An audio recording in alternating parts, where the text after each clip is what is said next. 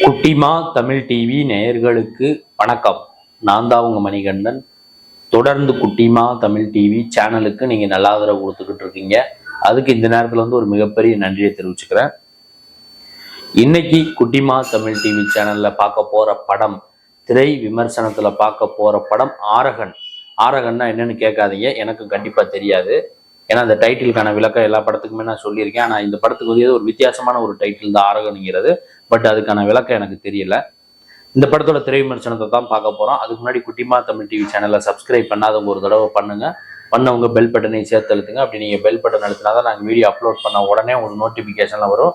நீங்களும் அந்த வீடியோவை பார்த்து என்ஜாய் பண்ணலாம். உங்கள் நண்பர்கள் உறவினர்களிடையே குட்டிமா தமிழ் டிவி சேனல் பற்றி சொல்லி, இந்த சேனலை பற்றி சொல்லி அவங்களும் இந்த சேனலை சப்ஸ்கிரைப் பண்ண வைங்க, லைக் பண்ண வைங்க, கமெண்ட் பண்ண வைங்க. வீடியோ பிடிச்சிருந்தா ஷேர் பண்ண சொல்லுங்க. இன்னைக்கு பார்த்தீங்கன்னா திரை விமர்சனத்தில் பார்க்க போகிற படத்தை பற்றி ஏற்கனவே சொல்லியாச்சு. ஆரகன் படத்தோட கேஸ்ட் அண்ட் குரூ பார்த்துலாம். மைக்கேல் தங்கதுரை, கவிப்பிரியா மற்றும் சில முன்னணி நட்சத்திரங்கள் நடிச்சிருக்காங்க. இந்த படத்தோட கதை எப்படி ஆரம்பிக்குதுன்னு கேட்டீங்கன்னா, படம் ஆரம்பிக்கும் போதே பார்த்தீங்கன்னா கிட்டத்தட்ட ஒரு 400 ஆண்டுகளுக்கு முன்பு, 500 ஆண்டுகளுக்கு முன்பு ஹிஸ்டாரிக்கலா ஒரு விஷயத்த சொல்றாங்க. இளமை முதுமை அதை பத்தின ஒரு விஷயம், ஒரு சாபம், அதை பத்தின ஒரு விஷயத்த சொல்லிட்டு தான் படத்தை ஆரம்பிக்கிறாங்க. அதுக்கப்புறம் அந்த இது முடிஞ்ச உடனே இப்ப லைவுக்கு வந்துருது கதை.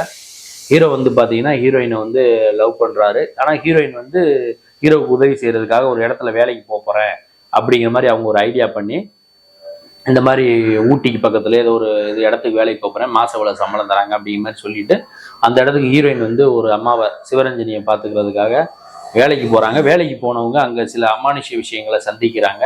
அந்த படம் ஓப்பனிங்ல இருந்து அந்த ஹிஸ்டாரிக்கல் மூமெண்ட்டுக்கும் இதுக்கு ஏதாவது சம்மந்தம் இருக்கா இல்லையா, கதாநாயகன் இதுல மைக்கேல் தங்கத்துரை என்ன மாதிரியான ரோல் பண்ணாரு, இதுக்கெல்லாம் விடை சொல்றதா இந்த ஆரகன் திரைப்படத்தோட முழு நீள திரைக்கதையா அமைஞ்சிருக்கு. இதுல பாத்தீங்கன்னா படத்தோட ஒளிப்பதிவு, சினிமாட்டோகிராபி, அந்த கேமரா ஒர்க்கு பார்த்தீங்கன்னா ரொம்பவே சூப்பராக இருக்குது. சென்னையை நல்லா அழகாக படம் பிடிச்சிருக்காரு.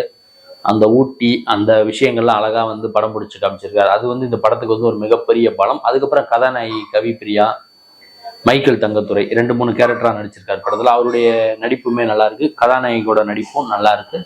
அதுக்கப்புறம் பார்த்தீங்கன்னா படத்தோட பின்னணி இசை தான் படத்துக்கு ஒரு மிகப்பெரிய சொதப்பலான ஒரு விஷயம். ஹீரோவும் ஹீரோயினும் ஃப்ரீ கிளைமேக்ஸ்ல ஒரு முக்கியமான விஷயத்த ரிவீல் பண்ணி பேசிக்கிட்டு இருக்காங்க. அந்த இடத்துல மியூசிக் டைரக்டர் அவர் பாட்டுக்கு மியூசிக் வாசிக்கிறாரு. அப்போ அவங்க பேசும்போது அவங்க என்ன டைலாக் பேசுறாங்க, என்ன ஏதுன்னு ஒண்ணுமே சரியா கேட்க மாட்டேங்குது. ஃபைனல் மிக்சிங்ல இதை கரெக்ட் பண்ணியிருக்கலாம். அல்லது இசையமைப்பாளர் பாத்தீங்கன்னா அந்த இடத்துல மியூசிக்கே போடாம இருந்திருக்கலாம். நிறைய இசையமைப்பாளர்கள் என்ன பண்றாங்கன்னா, நம்மளை இந்த படத்துக்கு மியூசிக் டைரக்டரா போட்டுட்டாங்க, சென்சார் சர்டிபிகேட் போட்டதுல இருந்து முடிகிற வரைக்கும் நம்ம வாசிக்கணுங்கிற அந்த நோக்கத்திலே மியூசிக் வாசிக்கிறாங்க. அது தவறான ஒரு விஷயம். படம் பார்க்குறவங்களுக்கு அது எரிச்சலை தான் ஊட்டும்.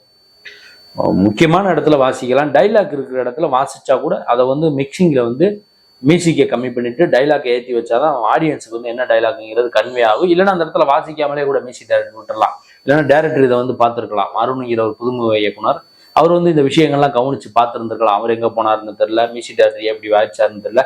அது படத்துக்கு ஒரு மிகப்பெரிய மைனஸா இருக்கு. படத்தோட கதை நல்ல கதை, அதாவது இளமையாகிறதுக்கான சில விஷயங்கள்லாம் பண்ணக்கூடிய விஷயங்கள்லாம் நல்லா இருக்கு. பட் அது திரைக்கதையில இன்னும் கொஞ்சம் சுவாரஸ்யப்படுத்தி குழப்பம் இல்லாம தெளிவா படம் முடிச்சுட்டு வெளியில வந்தா என்ன சொல்ல வந்தாங்க, இதுல என்ன கதை அப்படிங்கிற ஒரு சின்ன டவுட் வருது. அந்த குழப்பம் இல்லாம திரைக்கதையை பண்ணியிருந்தாங்கன்னா இந்த படம் மிகப்பெரிய அளவுல ஹிட் ஆகக்கூடிய ஒரு வாய்ப்பு இருந்திருக்கும் இந்த ஆரகன் திரைப்படம்.